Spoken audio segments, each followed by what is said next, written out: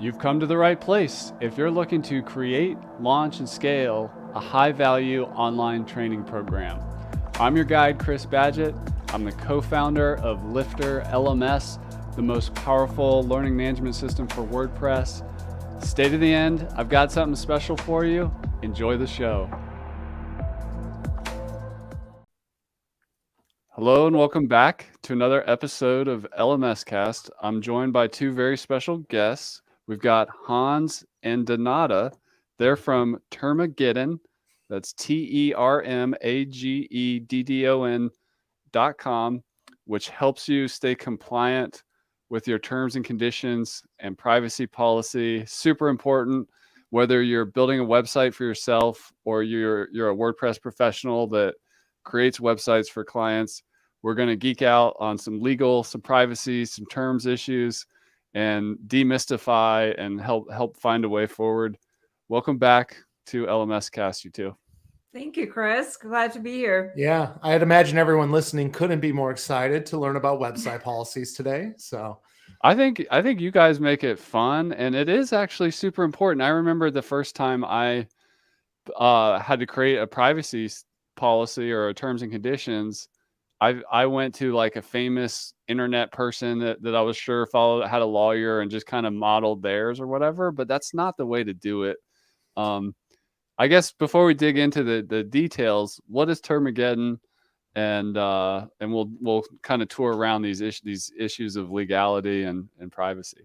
yeah, absolutely. And it's probably good being the husband to an attorney. I do want to please note, nothing in this podcast will be for legal purposes. It's not legal advice. Always speak to your attorney before you make any legal decisions. So Termageddon is a website policies generator. So what's special about our tool is kind of like two things, in my opinion. Number one, it's a series of questions to help you identify the laws that apply to you specifically.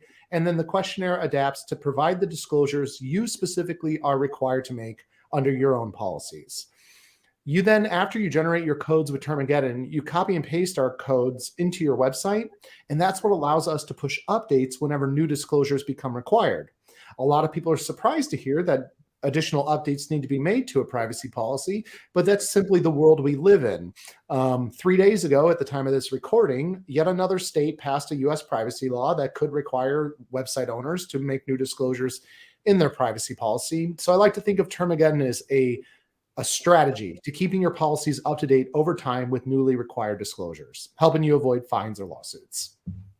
So if somebody's a course creator or coach, or we're building a site for a client like that, and let's say they're teaching online yoga, and they're not a lawyer, they know they need to have this on the bottom of their website. What's the most important things for them to know about to do it successfully? Sure. So the first thing that's really important to know, and Hans kind of alluded to this a little bit, is that your policy needs to be based on the privacy laws that apply to you. And that's because each privacy law has its own set of disclosures that it requires privacy policies to make that are usually different from other privacy laws. So if you're buying a template or something like that, it's not going to be compliant because it's not based on those laws. And also don't assume that, if you get a template that's GDPR compliant, that you're automatically compliant with other privacy laws, because those disclosures are different. So for example, one of California's privacy laws, CalOPA, requires you to disclose how your website responds to do not track signals. And GDPR doesn't require that disclosure. So your GDPR template won't comply with other laws. And then second, you want to make sure that your privacy policy is accurate to your actual business and privacy practices. So Chris, like you said, like the first time that you had to create a privacy policy, you went on somebody else's website and kind of copied and pasted it and adjusted it. If you do that copy and paste method, that policy will be based on their privacy practices, which means that it won't be accurate to yours, which means that it won't be compliant. And you're not alone, Chris. For the record, prior to marrying Donata, I used to copy and paste privacy policies whenever my clients would ask. So you are not alone. I assure you, this is a global trend, and it's a trend that I think is decreasing over time because people are seeing changes in privacy. And I think it's good to, take that yoga example and kind of share some insights, which is that people's personal information is what's being regulated under these privacy laws. So what it means is governments all over the world are regulating data like this to protect their people's data. What that means is there are certain people around this world who have a right to owning their name, their email address, their phone number. That is their property, and business owners have to respect that. So if you have a website offering virtual yoga classes, I would imagine they would welcome business across state lines. Not everyone in those examples, but I'd imagine a lot do. And therefore, since you're collecting personal information from across state lines, either when people register or make a purchase or just submit an inquiry, or just if you're collecting IP address behind the scenes for analytics or security purposes, you need to find out if those people have privacy rights and if those laws apply to you. Because only then can you find out what disclosures you are required by law to make in your policy. Yeah, and you don't have to be located in those states or those countries for those laws to apply to you. So, for example, we're located in Chicago, right? We're not in Canada, but because we collect the personal information of residents of Canada, Canada's privacy law, PIPETA, still applies to us, even if we're not located there and we never actually set foot in Canada.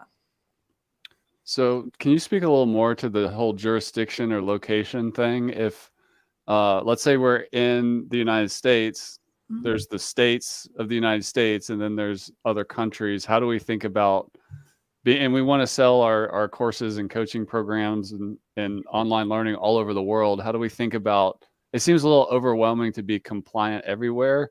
What do we need to actually worry about the most? Or do we need to be compliant in every country in the world? So no one is compliant with every country in the world. Even companies that have billions and billions of dollars in resources are not compliant with every privacy law that's ever been passed.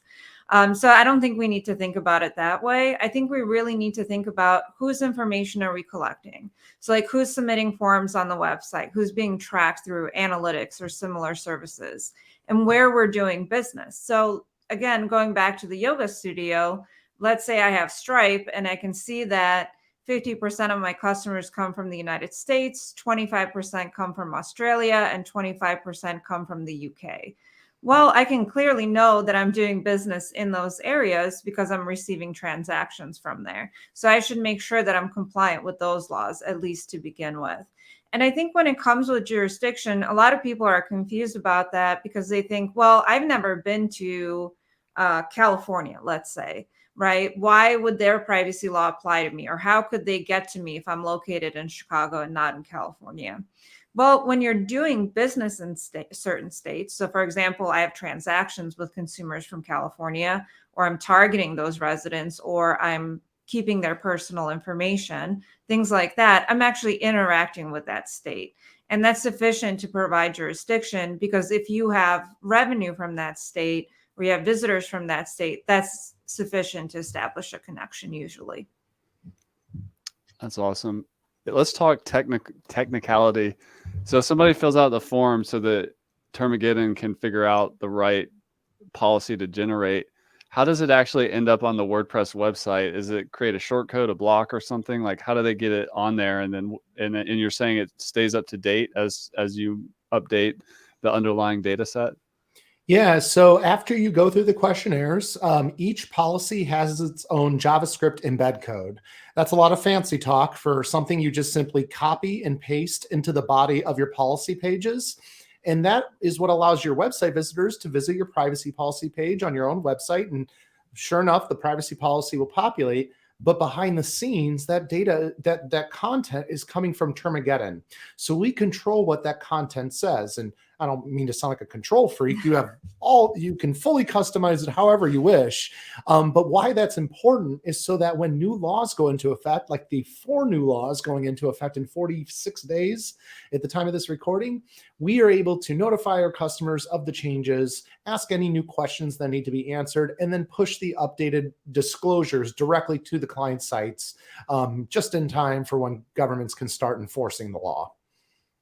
That's awesome. Let's talk financials in a little bit, in the sense that like where I know, because I've hired lawyers one-on-one before, they can be very, very expensive, many hundreds of dollars an hour and even more sometimes. How were you guys able to come up with this concept of almost democratizing access to quality legal help, guidance, documents? Sure. So we're not a law firm, so we don't actually provide like legal advice or anything like that, which helps us keep costs down significantly. And at least my reason for starting Termageddon is before Termageddon, I was in private practice. So I had some clients and they would get, new websites being built or whatever. And they would ask me, hey, do I need a privacy policy or do I need a terms of service? And I really noticed that at that time, before these new privacy laws passed, I was kind of asking them very similar questions like, what data do you collect? Where you do business? Who do you share it with? Things like that. And I thought to myself, hey, there's got to be a way to automate this because I noticed that a lot of these people that were coming to me could not afford the cost of having an attorney create their policies in the first place, much less continuously monitor privacy laws for them and keep them up to date. And I really thought it was one of those things that could be automated. So that was my thought behind Termageddon. Yeah, and I'll note, for anyone listening that has the funds to hire an attorney and have them monitor privacy laws on your behalf and provide you with legal advice, nothing beats that. Like, of course, if that's in your budget and you can afford that with your business, go that route. Nothing beats having that. But I would like to think of Termageddon as an excellent cost-effective alternative if that's not possible, because that's our job: monitor privacy laws, notify customers of changes, and keep policies up to date over time. And we started the business 7 years ago, but fast forward to today, I still remember the very first time an attorney was interested in using our service, and I was so scared. I'm like, oh my gosh, I felt like attorneys were going to hate us. Turns out the vast majority of attorneys also don't like creating privacy policies because of how complicated it is.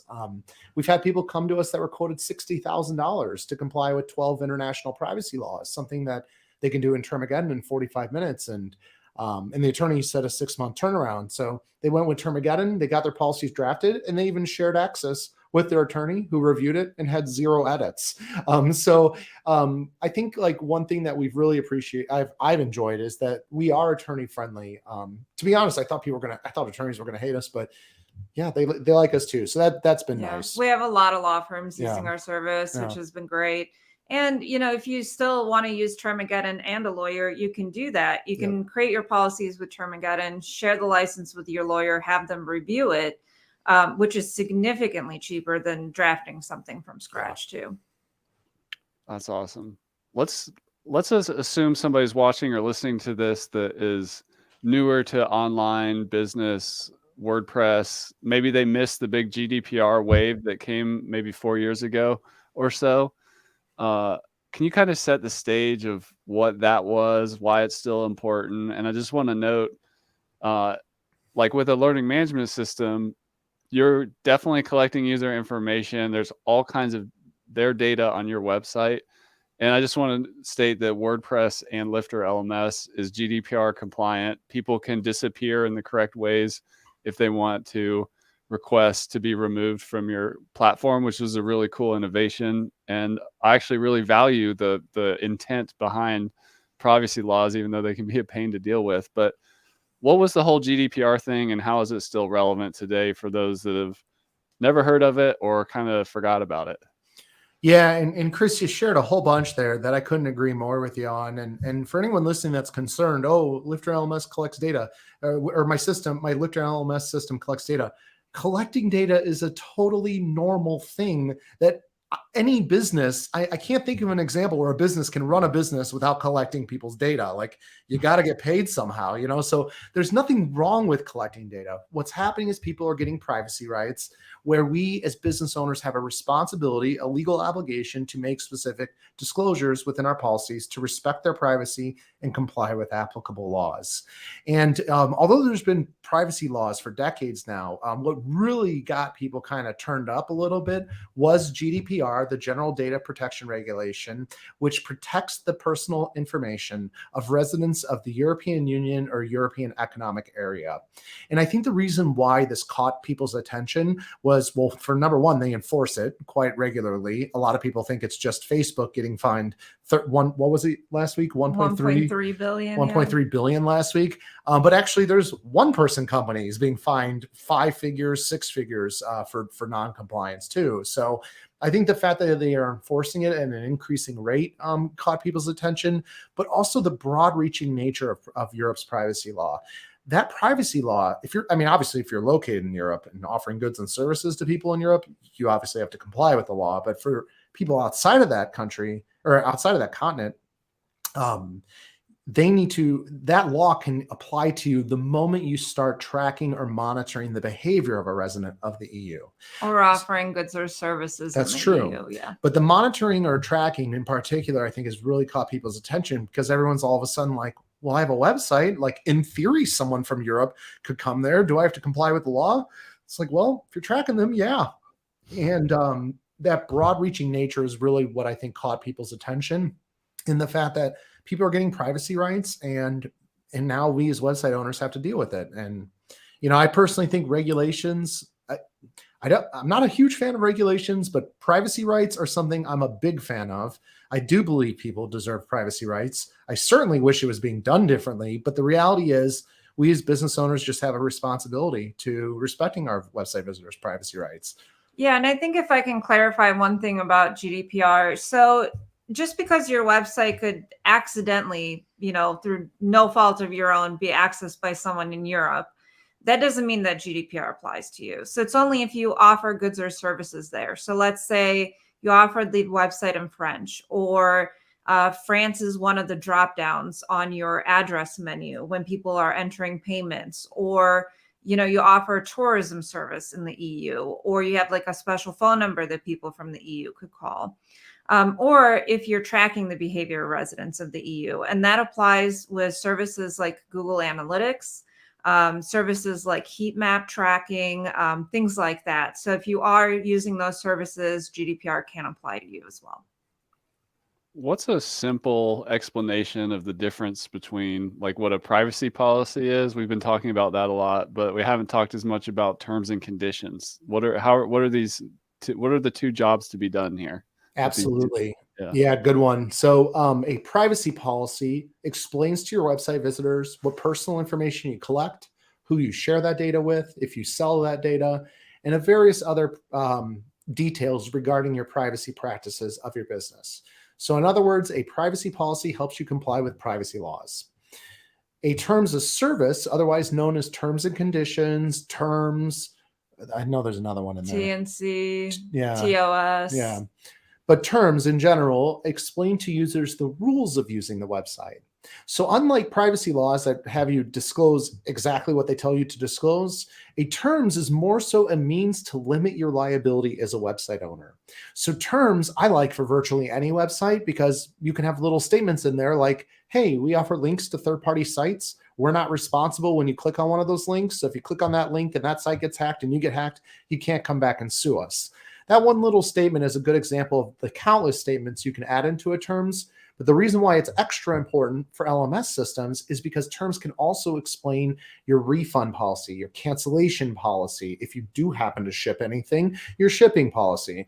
It explains the e-commerce relationship you have with the buyers, and explains to them how you run your business and what to expect if you are happy with the service or if you're not happy with the service. It also explains subscriptions. Yes. There's some laws out there, like California's automatic renewal law, the Federal Trade Commission's negative options offers guidance, which basically say that unless you provide certain information to a user before they sign up for a subscription, that subscription will actually be considered a gift to the user, and you'll have to refund them whatever they paid you.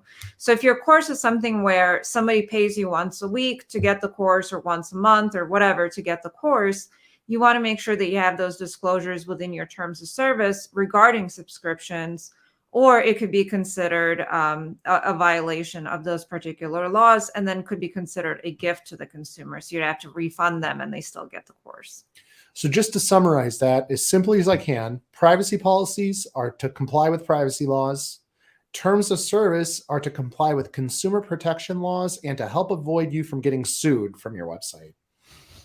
In terms of, that's a really good explanation. In terms of pricing, I see people get hung up on that a little bit. Like, oh, what if I'm offering a subscription? I want to reserve the right to change my prices even on existing customers.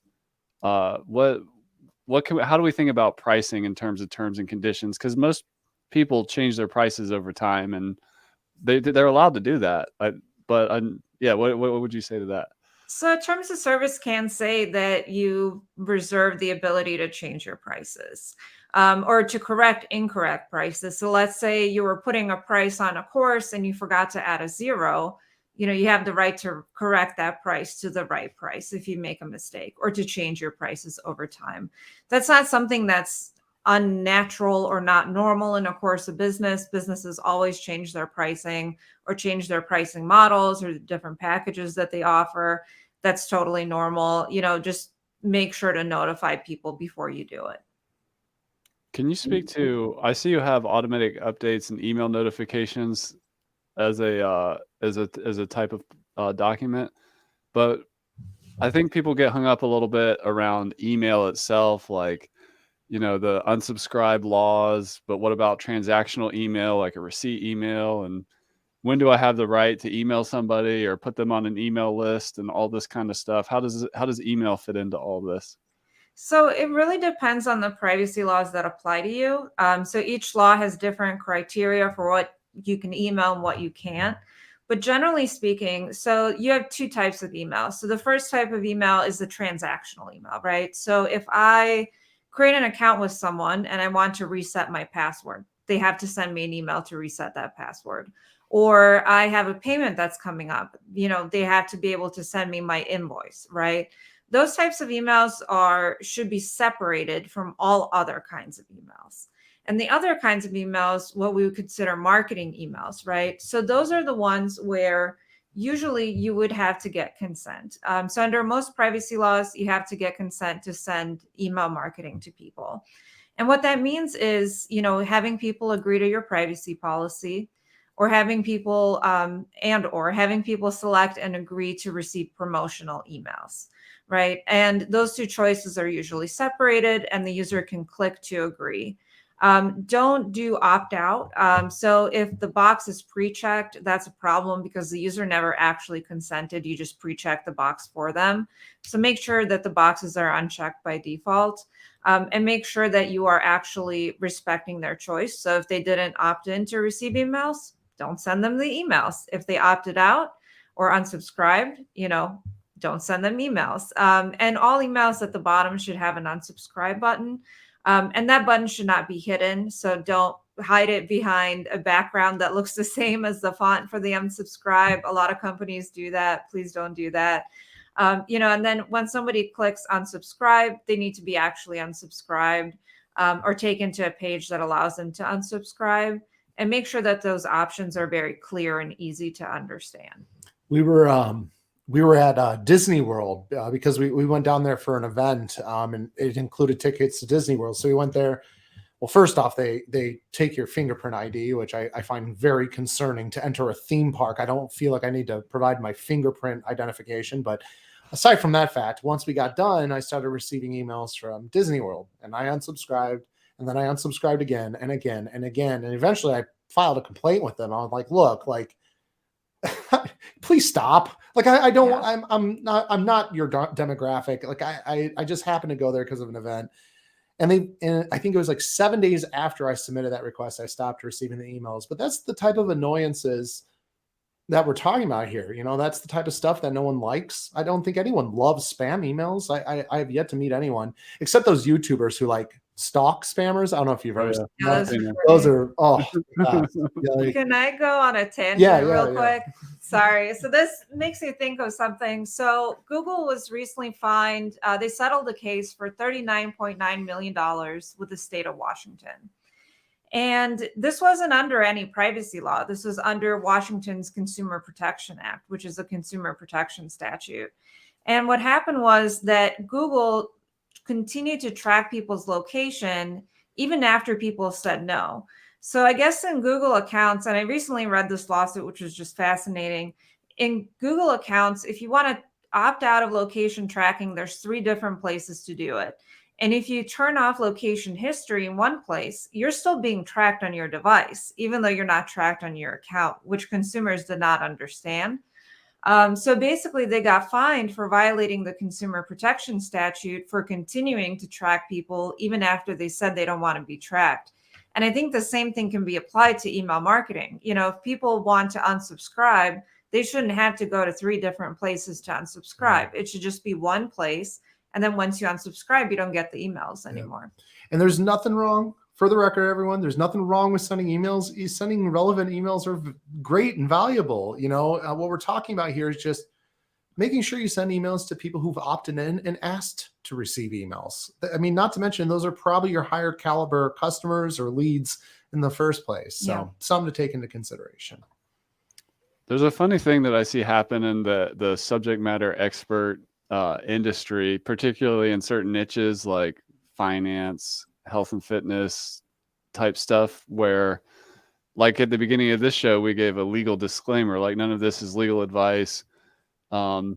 There's a lot of like health coaching on the internet now, but a health coach, my understanding of it is they can offer advice and experience, but they can't prescribe anything. There's like certain nuances to like what constitutes, you know, what's governed by the medical laws or whatever. And the same like in finance, like if you want to learn about investing or you watch investing YouTube channels, they're constantly saying this is not financial advice, consult your financial advisor. The funny thing about it is some of the best people are the most concerned with that stuff. The people that are the really good, you know, finance wizards or health advocates that just don't want to end up in a legal mess or whatever. Do you have any general advice here? The Federal Trade Commission is increasingly cracking down on this type of stuff because there's been a lot of consumers that have been harmed by wrong or incorrect advice, or, you know, things that people told them to do that didn't work for their situation. So I think they're trying to avoid that Federal Trade Commission enforcement, but I think they're also trying to avoid being mistrusted by their audience. Because when they provide that disclaimer, to me, that says, hey, this is a person that has thought about this. This is a person that knows that not all advice is applicable to all people.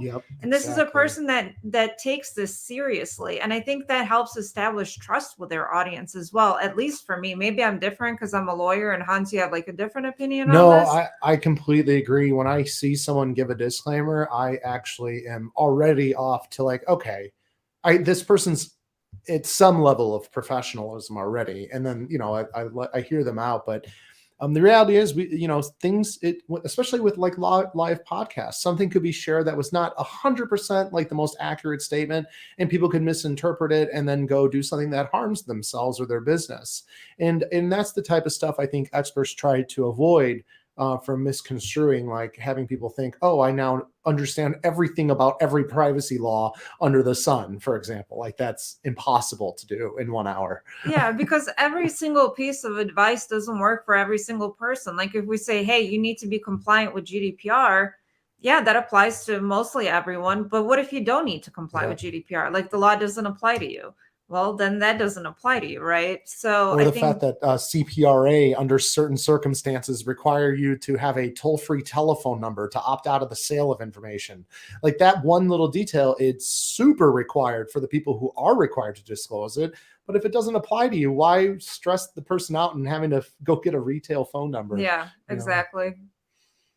For somebody who's just starting out, let's say the financial resources are tight, or they're trying to side hustle an online course or coaching program, and it's not really proven yet, so they don't want to hire a big lawyer or anything, but they do want to be compliant from day one. So they go to Termageddon, they get their privacy policy and their terms and conditions up. Where else can they go to get just a general, to level up their understanding of the legal stuff? Because it feels like it's all over the place. Like the FTC's over here, the state laws are over here. Like I just see it a lot where, like, let's say I'm a yoga expert or I'm a math teacher and I have no background in business or law or whatever, but I'm concerned.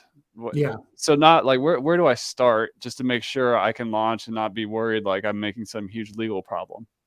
Yeah. So if you've decided that, look, I want an attorney, but I can't afford them right now, I'm just too early, and you've decided, okay, I'm going to sacrifice legal advice and use a tool like Termageddon, I would make sure you're selecting a privacy policy generator that's very focused, I guess, on providing comprehensive policies. Look up the background, who's behind the company. Do they often talk about what's happening in changes in privacy law? Are they active on social? Are they providing free assets and free material to review?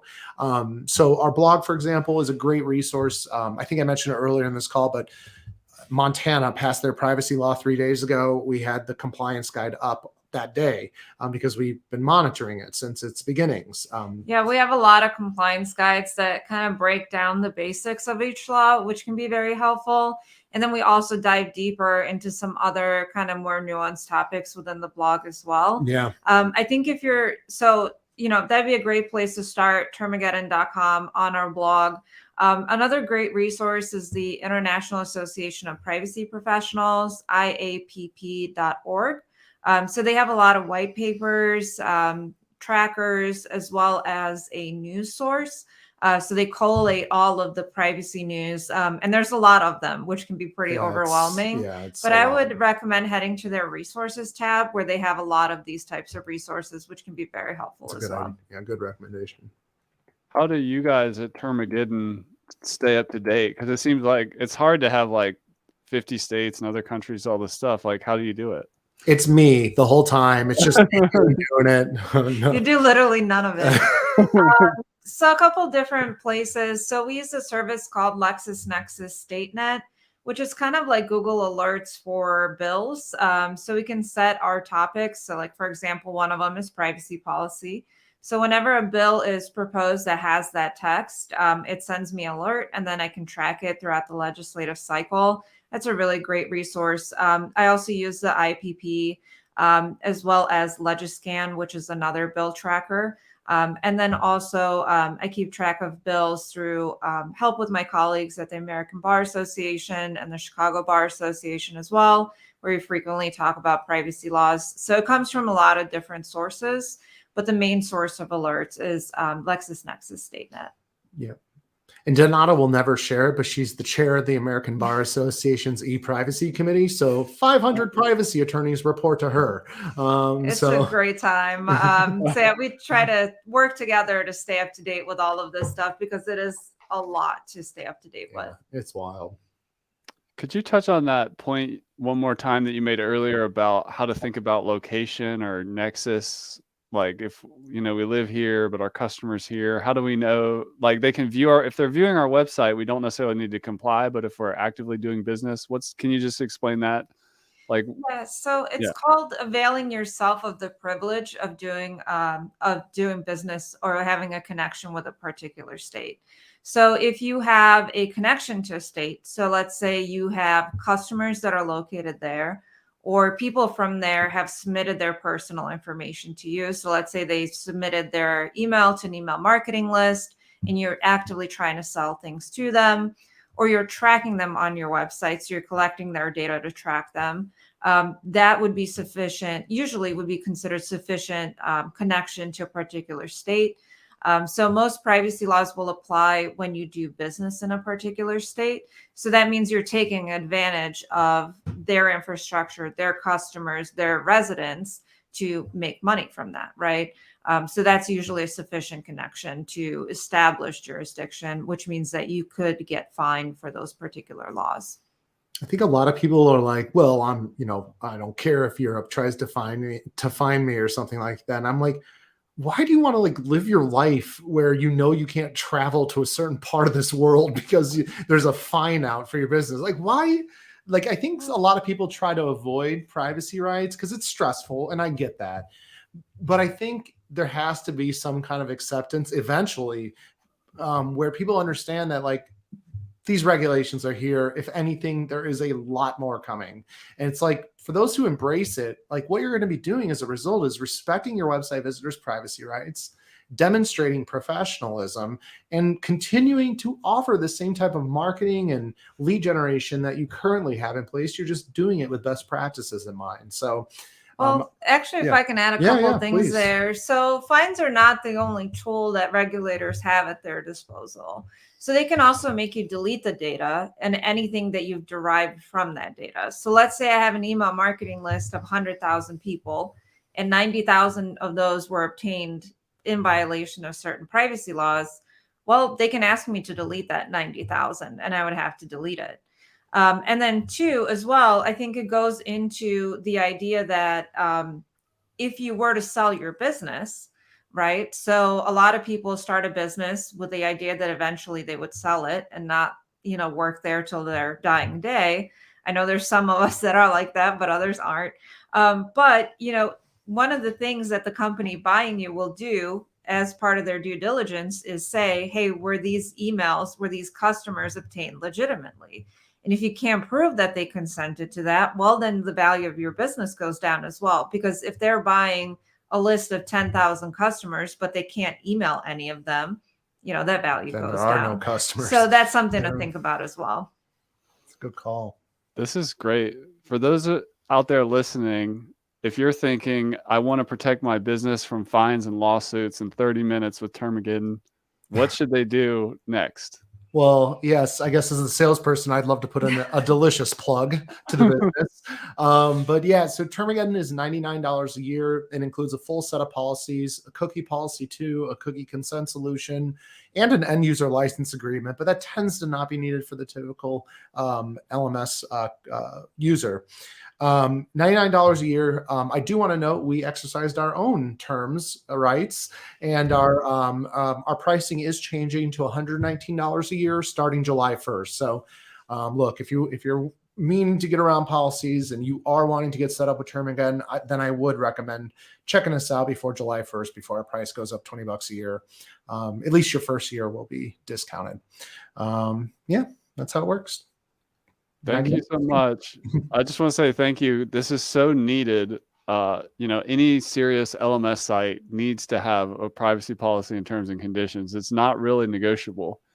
The worst thing that I see sometimes, I go to somebody's website and those pages have lorem ipsum text on there. Oh boy. Yeah. And that might be a business that's been going for a while. So this is something to not ignore. Go to termageddon.com, check it out. Hans and Donata, thank you for coming on the show. I appreciate what you've built here. This adds a great service and a great value to the experts and WordPress professionals out there. We'll have to do this again sometime and keep doing what you do and helping us all stay safe from fines and lawsuits. We really appreciate it. Absolutely, yeah. Chris. Thanks so much. And thanks for the vote of confidence. Yeah. There's many other solutions out there, but yes, we'd love for you to consider Termageddon. Thank you. And that's a wrap for this episode of LMS Cast. Did you enjoy that episode? Tell your friends and be sure to subscribe so you don't miss the next episode. And I've got a gift for you over at LifterLMS.com/gift. Go to LifterLMS.com/gift. Keep learning, keep taking action, and I'll see you in the next episode.